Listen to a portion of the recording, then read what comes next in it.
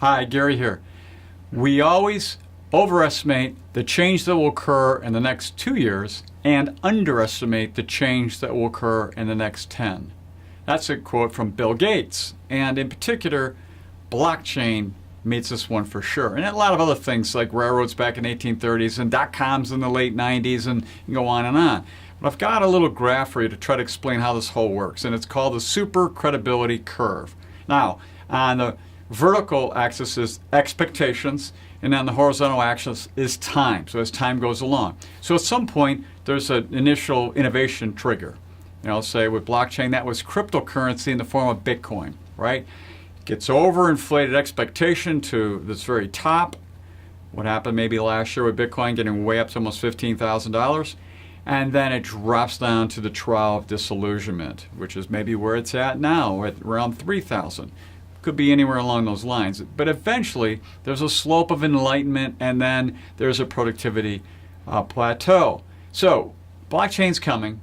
It's with us. But what is it? Well, let's make it easy.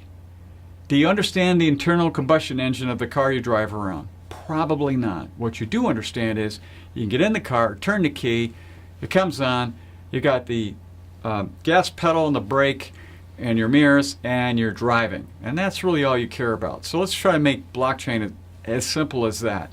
Basically, you have a new way to look at value, you have a new way to transact business with parties, and you have basically, it's an immutable, distributable ledger. And I wouldn't go beyond that. Where is it applicable? Well, it looks like one of the areas that's developing right now is in real estate.